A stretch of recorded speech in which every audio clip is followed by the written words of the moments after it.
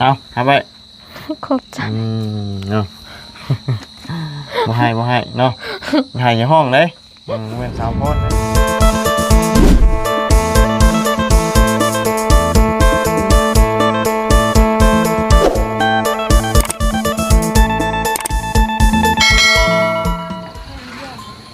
เอาพี่น้องเนาะกลับมาบัดนี้โอ้ถือว่าใกล้เชี่ยวได้พี่น้องเนาะครึ่งหนึ่งก็ได้ ครึ่งหนึ่งเนาะมันลื่นนะอีก2 มื้อบึ้งกันอาจจะเลี้ยวเลยเนาะสร้างเป็น6 คนคนใดพี่น้องเลยสายจวดกับผู้จวดคนใดแล้วเรากันเลยไว้ดีเนาะบืนเต็มที่แล้วกันเนาะเล่นหลังจนบ่ทันบืนแล้วบ่ทองมือชามมือคนละเฮ้ยใครจะว่าป่านนั้นเนาะเป็น โอ้งามเนาะพอสายแล้วงามเนาะสมอมอยู่บ้านเอาพี่น้องเลยก่อนอื่นก็กราบสบายดีและสวัสดีเพื่อนพี่น้องกันเบิดสุขุคนพี่น้องเนาะพ่อกันตอนแรงๆพี่น้องเนาะพอดีว่าทั้งบุญอนามีเงินสิมามอบให้ทั้งน้องหัวเพิ่นอยู่เนาะพอดีทั้งเอื้อยเพิ่นฝากเงินมาเนาะให้มอบให้น้องหัวพอได้ซื้ออยากซื้อกินเนาะแต่ว่าเพื่อนเพิ่นนี่โอ้ยจดจ้านดีพี่น้องนะสร้างเฮ็ดมื้อนี้ก็ได้มืดเลยพี่น้องเนาะว่าสิตกฝนบ่ตกจำเนาะตกรอบนี้ยามหนาวแล้วมันแบบว่าอากาศมันเย็นเนาะเอาเนาะกามีแต่จังได๋ก็สิไปมอบเงินให้น้องเพิ่นก่อนพี่น้องเอ้ยนะพอได้อันน่ะซื้อของอยู่ของกินเนาะก่อนอื่นก็ต้องขอบคุณขอบคุณทางเอื้อยสิงห์ปฐมวงศ์เนาะได้ฝากเงินมาให้ทางขอบคุณมอบให้กับน้องหัวเนาะพอได้อันว่าซื้อของอยู่ของกินน้องเนาะมื้อนี้ก็บ่ได้กินพี่น้องให้เข้ากันเนาะเราอยากย่อมาอยู่โจ๊ะไว้โจ๊ะเด้อว่ะโอ้ยว่ะบ่ไหวแล้วว่ะ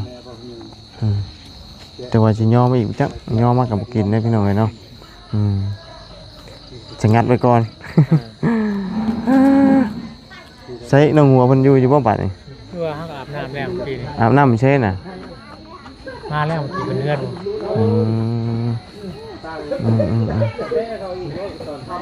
ช่างก็เป็นคำยันมืดเนาะโอ้ยเนาะโพดโพโอ้ทาสีของน้ำบ่บัดนี้น่ะข่อยว่าสิให้น้องหัวเพิ่นท่าอยู่เพิ่นท่าเองเฉยเพิ่นท่าให้เรียบร้อยได้ผู้ไปเบิ่งแน่สีท่าช่างบ่แม่นทางท่าสีแม่นบ่อยู่คอก็ชี้บ่ได้ท่านนี่ข้าวอาญะอยู่คอหั่นผู้ช่างเนาะส่วนหลายว่าส่วนหลายมันก็แนวนี้เด้สีท่าสร้างเด้เพราะว่ามันนั่นเด้ดีคือกันเป็นอยากให้มันงามไว้พี่น้องเอ้ยเนาะ5 คนเล็งเฮือนคนนึงทาชี้ไว้นี่แป๊บเดียวเนาะอ๋อลึโอ้ถ้าเปลี่ยนอันว่าหลังคาอีกยังงามเลยนี่เนาะได้แล้วเนี่ยมันใหม่อยู่หลังคาเป็นพี่น้องเอาซ้ำนี้ไปก่อนเนาะพอได้อันว่าบัวลมเย็นเวลาลมพัดมาเนาะซ่องบ่เห็นนะบัดนี้เราซ่องเห็นผู้ว่าแล้วบัดนี้เราสิเปิดประตูห้องเยี่ยมอย่างเดียวบัดนี้เปิดประตูห้องเยี่ยมอย่างเดียวแล้วบัดนี้พี่น้องเอ้ยเนาะไอ้พวกได้สร้างคนสีท่าสร้างเบิดแล้วฮะเฮ้ยน่ะมารถไปยังสร้างมารถไปยังเฮงแล้วบ่นี่น่ะเฮงแล้วบ่ขอโทษสีท่าทางเลยพ่อเขาที่ทางเนาะเจ้าว่าสิพ่ออยู่บ่ฮะโอ้ทางน้อยบ่พ่อกับท่าพ่อมันอันนั้นก็ได้เนาะเป็นท่าแบบอันนั้นก็ได้เนาะเพราะมันเป็นห้องน้ำซื่อๆมันก็บ่ได้อันนั้นปานใดเนาะข้างนอกมันโอเคแล้วเนาะส่วนลายก็บ่ค่อยจำเป็นดอกพี่น้องเอ้ยเนาะเรื่องทาสีห้องน้ำห้องในเนาะใส่น้องหัวเฮาหัวเอ้ยเรามาเด้อจะมีรางวัลให้เฮ้ยเฮือนงามเฮือนงามมีรางวัลให้ เพิ่นงามใกล้สิแล้วแล้วเดี๋ยวเอารางวัลให้เพิ่นก่อนพี่น้องเอ้ยเนาะสีงามพี่น้องเนาะอ๋อลือบ่อืม เขากองนะ เขากล้องบ่ เวลาเบิ่งในกล้องยังงามเรา เอ อ่ะ อ อัดกาแฟอีกอ่ะ อันกาแฟอีกแล้วเฮ้ยมื้อนี้คือว่าเบิด3-400เลย ผู้ทาชีอัน ฮะ คือฮัตตาชีฮัน มันสินอนรับบ่นี่น่ะ กาแฟนอนรับกาแฟนอนรับเอ้ยโมเมนต์กาแฟแบบว่าดีดอันแบบบ่อะไรให้อันน่ะเซาอยากนอนเนาะกาแฟรับเอ้ยตัวนี้นะพี่น้องเอ้ย เพราะเพิ่นเคยกินแล้วนอนได้เนาะ แม่นเฮาเคยกินมันบ่ง่าย เคยกินกาแฟ โมเมนต์กินให้อันนั้นนะกินแซ่บอันนี้นะเนาะ แม่น เพราะว่าถ้ากินนั้นว่าแก้อยากนอนนี่บ่แม่นเนาะ แม่น ยามนี่เนาะเฮ้ยเนาะเฮ้ยเยอะเด้รถตลอดเลยนะ โดยมาเนาะผู้ป้าโตเปลี่ยนชุดอาบน้ำอาบท่าเนาะอาบอยู่ใช้อาบน้ำเซ่บ่สบายดีเนาะเฮ้ยพี่น้องเอ้ยเงินก็งาม คนงามเนาะ อ๋อเลือกบ่นิบไม่กันงามนี่อ๋อเลือกเนาะอ๋อเลือกนี่งามร้ายเหรอวะ แม่น ถักกี่ได้เนี่ย เสาถัก เศร้าถัก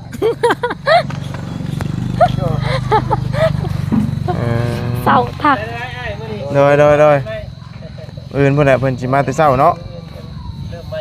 หวังว่าฟ้าฝนบ่ตกเนาะ อากาศหนาวเนาะ แม่ในมื้อนี้อากาศเย็นพี่น้องเอ้ยเนาะเย็นคิดว่ามันสิตกเนาะสุดท้ายบ่ตกเนาะฝนเนาะ เอาเขาทาแล้วแหละบทสิ แล้วโอ้บ่ต้องเบิ่งแล้วหรอกสร้างทาสีนะสีทาสร้างนะเขาว่าซื้อน้องหัวนี่ก็ถูกอยู่ได้หัวอย่างเดียวพี่น้องเอ้ยเนาะ ลมดีเนาะ อารมณ์ดีมื้อนี้น้องสาวเราโทรมาเจ้าเห็นแล้วบ่น้องสาวเรา เห็นอยู่แล้วโทรมาเลยอยู่ เตี้ยคือกันบ่ โดย แปลว่าเตี้ยสั่นปุดๆได้ของมันนะบ่ให้ที่ โง่ เนาะเอาสร้างเพิ่นก็เร่งไม้เร่งมือให้เนาะยันฟ้าฝนมันมาพี่น้องยังโชคดีเด้อฝนบ่ตกเนาะ ใกล้สิแล้วเนาะมื้ออื่นก็แล้วฝั่งนี้นะ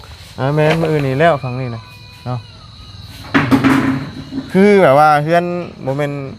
เฮือนเก่าอันนั้นเลยเนาะบัดเนาะ แม่น เป็นโอ้ยถ้าว่าแปลงโฉมแบบเบ็ดเสร็จนี่ปะเนาะ สุดยอดดีเลยพี่น้องกินข้าวแล้วบ่ ยัง โอเคถามชื่อแล้วบ่แม่นยังเดี๋ยวสิย่ออีกบ่ได้เนาะ เอาก็ย่ออีกกินข้าวก่อน บ่กิน บ่กินก็คลับ กำลัง เมื่อยนั่นคลำเนี่ยอันย้อนคลำเนี่ยข่อยถึงถึกด่านะไอ้จุ่มอ้ายมากินข้าวสิเพิ่นหายเด้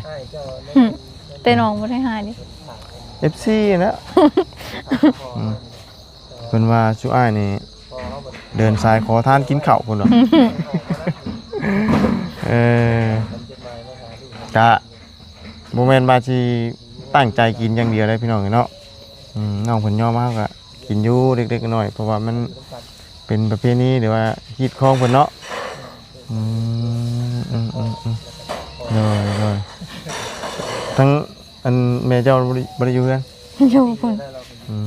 ดีแล้วคำว่าเราอยู่เฮือนบ่แม่นหยังเราสิตำแจ่วโปะแล้ว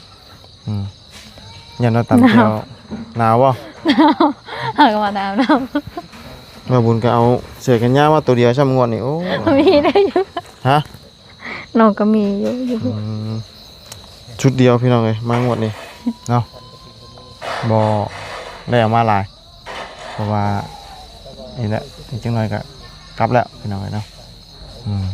แต่ว่ามื้อกลับนี่สิบ่บอกเด้อ มือเก่า ฮะ สิเก่ามือใด บ่บอกเพราะว่า เอา อ่าสิไปหาของฝากอะนะเดี๋ยวเพิ่นสิบอกให้อีกอะโอ้ยน้องเพิ่นบ่มีกินก็ยังไปอันว่าเอาของน้องเพิ่นสินะ โบกับบกน้องกอด บ่บอกเนาะกลับมีแต่ว่ากลับเลยบัดนี้นะสิบ่บอกแล้วน้องไม้น้องไทยกันแล้วถ้าว่ากลับเลยบ่บอกนี่เครียดรถหรอหายรถ เอาก็เครียดแหละกับบ่บอก อยากฝากเนาะให้ได้ใช่ โอ้ยมีหยังก็ให้เลย เห็นได้ใช่คือมันเป็นว่าน้ำจิตน้ำใจของเพื่อนพี่น้องกันเนาะ มีสำไรก็ให้สำนั้น โดยหลังจากที่ว่าพ่อทั้งทีมงานช่วยเป็นยังไง รู้สึกดีขึ้น หืม แบบ แบบบ่เหงาเลย บ่เหงา แบบว่าเอาง่ายคือมีความผูกพันแบบอ้ายเอ้ยน้องเนาะ แม่ เพราะว่าเขามาเสมอนี่มันก็คุ้นเคยพี่น้องเนาะคุ้นเคยจนแบบว่า สำอายเอ้ยน้องกัน โดยก็มีแต่ว่าหักเพลงกันไว้ดีที่สุดพี่น้องกันเนาะไปใส่มาใส่กับเฮาบางเทื่อตีนรถหัวข้างทางเนาะก็ได้หันตีนมาช่วยกันนะสิจื้อบ่เวลางั้นนะ เห็นแต่รถบ่ชื่อเลยเห็นคน เนาะทางนี้ก็บ่เห็นจักเทื่อเนาะปวดโพทางนี้ก็ได้แต่ว่ามันเป็นกี่ตมแล้วนะพี่น้องแล้วแห้งจักมื้อใดสิแล้วอันหน้าฝนแล้วก็จังเอาดินมาใส่เนาะทางนี่บ่เคยไปจักเทื่อเนาะเบิ่งบ่ได้ เจ้าแป้งอยู่ก็เจ้าเอาดินซื่อๆมาถมมานะแต่ฝนยามฝนตกมันก็เละคือเก่าบ่ได้เอาอันนี้มันหยัง บ่ได้เอาแห้ แม่เพราะว่าเอาแฮสมีมาถอกใส่บอนที่มันอันนั้นมันเป็นหนองมันก็ไข่อยู่เนาะ อันน้ำไปตักน้ำเซคือเก่าเนาะ แม่น แต่ว่ามันคือใสๆตัวอันว่าในกระถาง เพราะว่าเฮาไว้ดนนี่ ใช้สารสมบ่ ชื่อมันยังบ่ทันชื่อ เนาะเนี่ยพื้นไฟกับต่อมากก็สบายอยู่เนาะมาบาบุญสารวัตรไปจับเองก็ได้เนาะ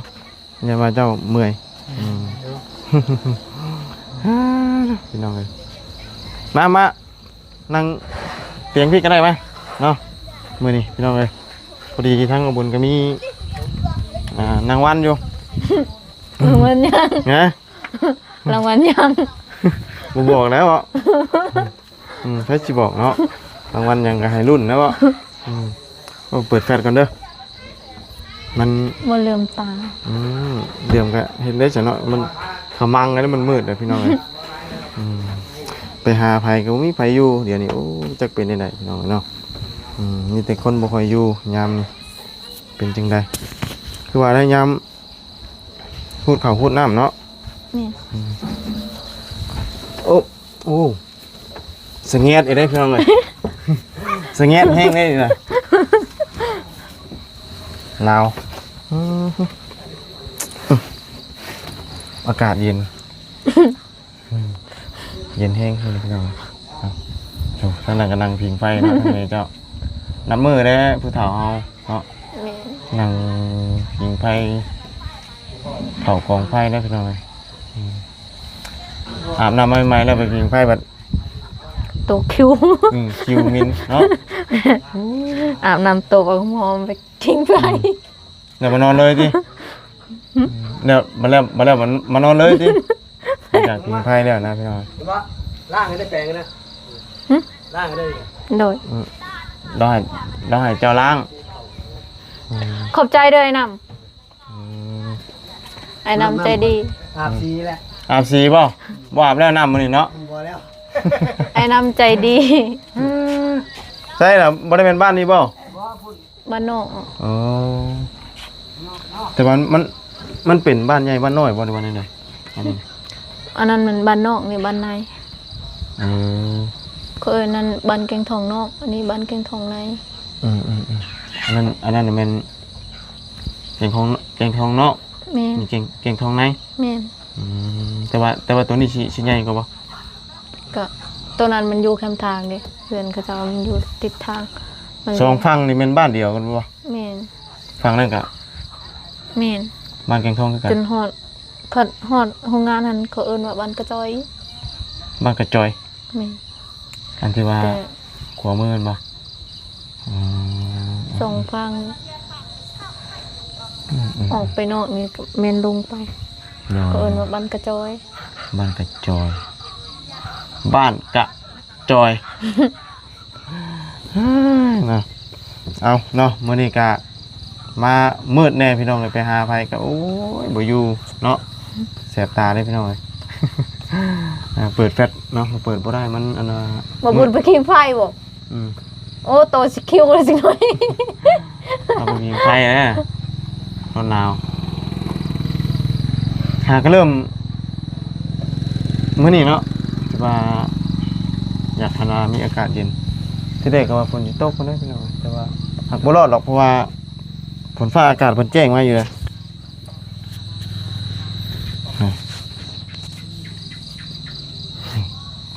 เพิ่นแจ้งมาอยู่พี่น้อง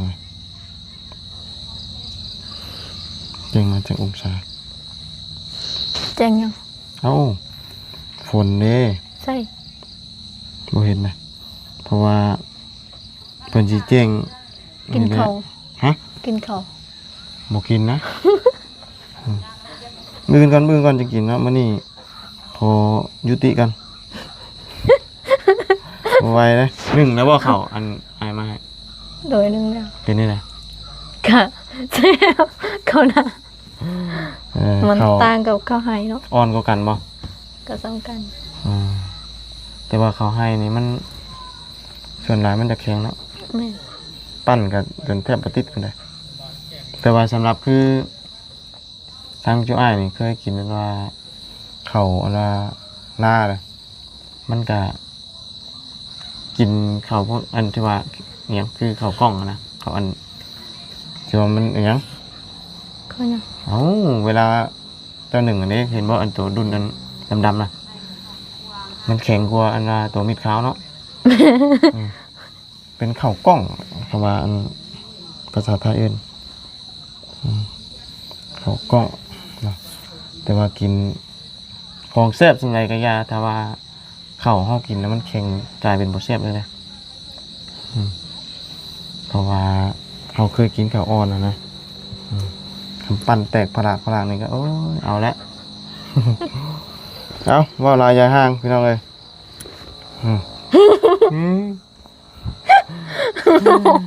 ตันกันได้เนาะ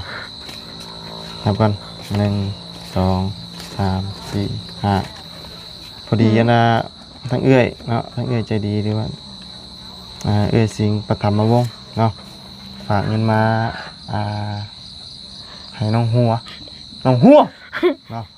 เมื่อนั้นมาบุญก็ได้มอบให้ทั้งน้องไม้น้องทายแล้วเพราะว่าอย่างเป็นแบ่งคนละเล็กคนละน้อยพอได้ที่อยากซื้อกินเนาะ เนาะ หรือว่าซื้อบัตรเติมเงินก็ได้เนาะเพื่อว่าโทรมาหา อันนี้ก็แล้วแต่เราเนาะสิเฮ็ดหยังก็ได้บ่ได้ทางเอื้อยเพิ่นก็อยากมอบให้เนาะเป็นเงินจำนวน500,000 กีบเด้อ เนาะ เอาไว้ เป็นอะไร ดีใจ ดีใจจนสิหายเพราะว่าครั้งแรกเลยพี่น้องเลยว่าบุญได้มีเงินมาให้น้องเพิ่นนี่ก็ได้ ยังไม่ได้มีจักเทื่อเลยเนาะพอดีทั้งเอื้อยเพิ่นฝากมาให้น้องหัวคำว่าเว้าอันนั้นดีก็ออกหัวเนาะเว้าให้สิริเขียนให้นี่ก็คำว่าเฮาเว้าแล้วเฮาบ่ทวนคืนนี่มันไปคนละแบบพี่น้องเนาะเอาหาไป ขอบใจ เนาะ บ่ให้เนาะให้ในห้องเด้เว้นสาวพรเด้เนาะก็เป็นเงินทางเอื้อยใจดีเนาะเราก็เป็นคนลาวนี่แหละทางเอื้อยเพิ่นก็โอ้68ได้ประจักเนาะแต่ว่าตามจริงก็เอิ้นแม่ก็ได้เนาะแต่ว่าทางเอื้อยเพิ่นให้เอื้อยเนาะเป็นเงินทางเอื้อยสิงห์ประธรรมวงศ์เด้อมีแต่ให้เจ้าอันฝากขอบคุณขอบใจทางเอื้อยเพิ่นเด้อ ขอบใจพระธรรมวงศ์โดยที่ฝากเงินมาให้น้องขอให้สุขภาพแข็งแรงขอให้อยู่ดีมีแรงปรารถนาสิ่งใดขอให้ได้สิ่งนั้นบ่ว่าจะเฮ็ดธุรกิจหยังขอให้แห้งๆปังๆลำๆรวยๆเด้อความเจ็บอย่าได้ความไข้อย่ามีสาธุขอบใจบ่บุญนำเด้อเลยเป็นอย่างเนาะเพราะว่าเฮาเป็นนามสะพานบุญเนาะทางเพิ่นฝากมาเฮาก็ต้องมามอบให้น้องเพิ่นเนาะเฮ็ดยังกินแรง เฮ็ดกินอาหารเก่าฮะอาหารเก่าอีหยังบัดนี่บ่จันเราซื้อมานี่แม่ซื้อมาแต่เช้าแม่นตอนสวยนั่นยังบ่ได้กินดิสร้างเพิ่นบ่ได้กินข้าวนี่บ่ตอนใดกินแล้วเราก็เมื่อโดนใครแบบสร้างก็มีแต่ญาติพี่น้องเนาะแม่นั่นก็ลุงเนาะแม่ลุงระบ่าวอายทั้งลุงทั้งระบ่าวอายอันทั้งแม่จันมีญาติพี่น้องจักคนทั้งแม่มีอาย2คนแล้วก็แม่พี่น้องเรา3คนเอาพี่น้อง3คนบ่อันนี้ก็แม่นบ่บ่อันนี้เป็นน้องชายของพ่ออ๋ออันนี้คือแม่พี่น้องแม่อยู่ทางนี้นี่เป็นเพื่อนนาบ่าวแล้วเพื่อนหลังนั้นเพื่อนลุงเป็นอายของแม่นี่เป็นเพื่อนน้องชายของแม่แม่มีพี่น้อง3คนชาย2หญิง1เนาะแล้วทางพ่อมี4คนแต่ว่าเสียแล้ว4 5เสียจักคนเสียผู้นึงแล้วยังเหลือ4ผู้หญิงเสียน้าสาวอยู่บ้านเคียงหลวงนั้นเสียแล้วยังน้าสาวอยู่บ้านนี้โดยเนาะมื้ออื่นก็บ่แล้วก็จักหน่อยเนาะเพราะว่าเหลือแต่ฟังนั้นเพิ่นยังบ่ได้มากเนาะขอเป็นใจนะครั้งนี้ก่อนก็ยังดีแล้วที่ว่าฝนมันบ่ตกพี่น้องเนาะแต่ว่าฝนตกนี่โอ้มันก็สิพะอยู่เนาะงามเนาะก็ถือว่าทั้งน้องเพิ่นก็นิสัยดีเนาะย่อพระเขาพระน้ำแต่ละมื้อก็แต่ว่ามื้อนี้บ่บุญบ่ให้น้องเพิ่นย่อเนาะเพราะว่ากินอิ่มแล้วก็มันนี่มื้อใดบ่อิ่มนี่สาวใส่แล้วเด้เนาะกินอิ่มเน่นมาเนี่ยมันก็กินบ่ได้เพราะว่าเฮากินอิ่มคักแกเด้เนาะพอกินบาทนึงนี่แม่นจานนักเอาเด้กินแบบอิ่มเลยเพราะว่าส่วนหลายนี่กินข้าวบ่ค่อยตรงเวลากินข้าวนี่บ่ค่อยตรงเวลาเพราะว่าสิแลเฮาไปเวียกไปงานได้พี่น้องแต่ว่าพอเฮาซื้อกันว่าข้าวหรือว่ากับไว้ดีก็บ่ได้ยากเลยเป็นย้อนหยังเป็นย้อนเลยว่าเฮามีข้าวอยู่ในรถจังซี่บ่มันบ่กินอันน่ะ